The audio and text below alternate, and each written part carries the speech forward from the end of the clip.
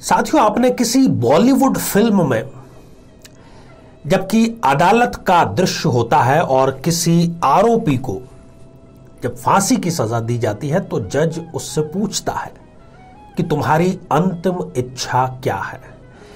या कई बार हम अखबार में भी पढ़ते हैं कि जब भी फांसी होती है, चाहे वो दुनिया के किसी भी हिस्से में हो, उससे उसकी अंतिम इच्छा जरूर पूछी जाती है। क्या कारण है इसके पीछे? इसका मतलब कानून भी इस पक्ष से इत्तेफाक रखता है कि मरने वाले की अंतिम इच्छा पूरी होना आवश्यक है। अगर नहीं हुई तो क्या होगा? मेरे बहुत ही प्रिय और बेहद सम्मानित साथियों, हृदय की असीम गहराइयों से अभिनंदन, बहुत बहुत हार्दिक स्वागत। पितृपक्ष अभी जारी है 10 सितंबर से लेकर के 25 सितंबर तक, और परंपरागत तौर पर भारतवर्ष में हम इसको मनाते चले आए हैं, इस संस्कार का पालन करते चले आए हैं हमारे पितरों की शांति के लिए।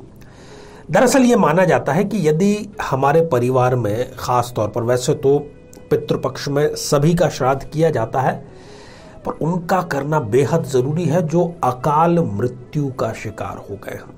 यदि किसी की मृत्यु हत्या के द्वारा, आत्महत्या के माध्यम से, या किसी दुर्घटना के माध्यम से, या फिर बीमारी में अल्प आयु में ही यदि हो जाती है, तो ऐसा माना जाता है कि वो एक योनि विशेष में कुछ समय तक रहते हैं, और वो होती है प्रेत योनि, जिससे ही ये पितृ शब्द बना है। हालांकि इसकी टर्मिनोलॉजी पर हम ज्यादा अभी नहीं जाएंगे।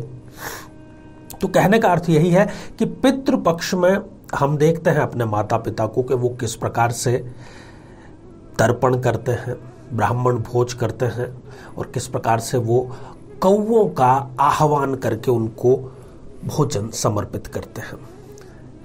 तो आज इस एपिसोड में हम ये जानने का प्रयास करेंगे कि 5 ऐसी कौन सी गलतियां हैं जो जाने अनजाने हम कर बैठते हैं, जिससे कि पितृपक्ष का जो हमारा उद्देश्य है, उनके तर्पण का, उनकी शांति का, वो पूरा नहीं होता, बल्कि कई मामलों में वो बिगड़ जाता है, ऐसा हम कहते हैं। और पितृ बहुत महत्वपूर्ण योगदान हमारे जीवन में रखते हैं साथियों। हमारे और ईश्वर के बीच में एक प्रकार से वो एक कड़ी का, एक माध्यम का रोल जो है, या भूमिका जो है, वो अदा करते हैं। आमतौर पर जब हम ज्योतिष की भाषा में बात करते हैं तो पितृ दोष यदि किसी जन्म पत्रिका में निर्मित हो रहा है, तो ये भी कारण ये है कि कहीं ना कहीं उनके पितृ उनसे नाराज हैं। आपने पितरों का श्राद्ध ठीक से नहीं किया तो आपके घर में जो संतति आएगी वो पितृदोष से पीड़ित होगी। एक जन्म पत्रिका के माध्यम से हम ये जान लेते हैं कि आमतौर पर कौन कौन सी ऐसी स्थितियां हैं जो स्पष्ट तौर पर यह दर्शाती है कि जातक या जो जातिका है वो पितृदोष से पीड़ित है। यदि किसी जन्म पत्रिका के प्रथम भाव में, द्वितीय भाव में, पंचम भाव में, या सप्तम भाव में, या फिर नवम भाव में सूर्य राहु की युति या फिर सूर्य शनि की युति हो, तो खास तौर पर यह सूर्य की दशा अंतरदशा में, राहु की दशा अंतरदशा में और शनि की दशा अंतरदशा में ऐसी कुछ समस्याएं जीवन में निरंतर प्रकट करता रहता है कि उसका कोई समाधान हम लौकिक संसाधनों से नहीं कर सकते। रोग ऐसा दे देगा कि डॉक्टर भी अपने हाथ खड़े कर देंगे। ना रिपोर्ट में आएगा, ना डॉक्टर की पकड़ में आएगा, मरीज तड़पता रहेगा, और घर का कोई ना कोई जो मेंबर है वो सदैव रोग की गिरफ्त में बना ही रहता है। अव्वल तो संतान सुख मिलता ही नहीं, या फिर मिलता भी है तो अपरिपक्व या विकृत शारीरिक या मानसिक स्थिति वाली संतान आपको प्रदान कर देता है। विवाह होता ही नहीं है। 1, 2, 3, 4 जितने भाई बहन हैं, किसी का भी विवाह नहीं होता है तो कुछ महीनों में ही टूट जाता है। सब घर में पढ़े लिखे हैं, सब एक दूसरे के ऊपर मास्टर हैं। इतने समझदार, इतने पढ़े लिखे होकर भी वो प्यार मोहब्बत से घर में बैठ नहीं सकते 10 मिनट के लिए। इतने अधिक उनके मतभेद होते हैं। तनाव की स्थिति लगातार जारी रहती है। धन केवल जाता हुआ दिखाई देता है। कितना भी धन चाहे आप कमा लें, वो सिद्ध नहीं हो पाता। धन जो आप कमा रहे हैं वो केवल अमंगलिक कार्यों में, रोगों में, वकीलों के पास में जा रहा है। तो ये सारे जो स्पष्ट लक्षण, स्पष्ट संकेत हैं कि पितृदोष की स्थिति कहीं ना कहीं है। ये जो अभी अवसर आया है अमूल्य है, 15 दिनों का अवसर। मुद्दे की बात कर लेते हैं, 5 उन स्थितियों की बात कर लेते हैं जो कि हम जाने अनजाने पितृपक्ष में गलती कर बैठते हैं।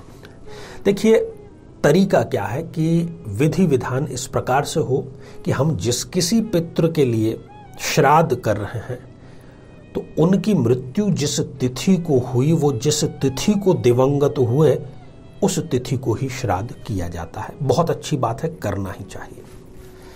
परंतु जो सर्व पितृ अमावस्या जो अंतिम दिन आता है उस दिन श्राद्ध आपको जरूर करना चाहिए, क्योंकि आपको ये नहीं पता कि कितनी पीढ़ी पहले वाले किस पितृ से आपको श्राप मिल रहा है, या जो अभी आप दुख झेल रहे हैं वो किसके कारण। कोई पर्टिकुलर यहां पर डायग्नोस की मशीन तो है नहीं। इसलिए आप अवश्य सर्व पितृ श्राद्ध जरूर करें। दूसरी बात, चाहे आपका कितना ही जरूरी कार्य हो, श्राद्ध पक्ष में आपको यात्रा नहीं करनी चाहिए, बिल्कुल भी नहीं। इस प्रकार से आप मैनेज करें कि आपको यात्रा न करनी पड़े। और खास तौर पर जिस दिन आपने श्राद्ध संपन्न किया है उस दिन तो भूल करके भी आपको यात्रा नहीं करनी चाहिए। तीसरी महत्वपूर्ण बात, ब्रह्मचर्य का न केवल शरीर से बल्कि मन से, बल्कि अपने वचन से, बल्कि कर्म से, अपने अंग प्रत्यंग मन मस्तिष्क से ब्रह्मचर्य का आपको पालन करना ही करना चाहिए। साथियों, चौथी जो महत्वपूर्ण बात है वो है जो हमारे पितृ हैं, दिवंगत जो हो चुके हैं, उनका स्थान कहां पर हो। जो हमारे घर की दक्षिण दिशा की दीवार है, उस दक्षिण दिशा की दीवार पर पितरों का जो चित्र है वो हमें स्थापित करना चाहिए। मैं भी कई लोगों के घरों पर भ्रमण करता हूं प्रवास के दौरान, कई बार मौका मिलता है, तो उन्होंने गलत स्थितियों में, किसी ने उत्तर दिशा में, पूर्व दिशा में लगा रखे हैं। ऐसी गलती आप ना करें। जब भी आप श्राद्ध कर्म कर रहे हैं, तर्पण कर रहे हैं, समर्पण कर रहे हैं, स्टील का कोई भी बर्तन, प्लास्टिक का कोई भी बर्तन या पात्र, शीशे का कोई भी बर्तन या पात्र भूल करके भी आपको प्रयोग में नहीं लाना है, बल्कि आपको तांबे के बर्तन, तांबे का पात्र जो है वो ही प्रयोग में लाना चाहिए। तो ढेर सारी मैं आपको शुभकामनाएं देता हूं। ये कामना करता हूं ईश्वर से कि जिस किसी भी पितृ के निमित्त आप श्राद्ध पक्ष में श्राद्ध कर्म कर रहे हैं उसमें आपको सफलता मिले और उनकी आत्मा को शांति जरूर मिले। आज केवल इतना ही।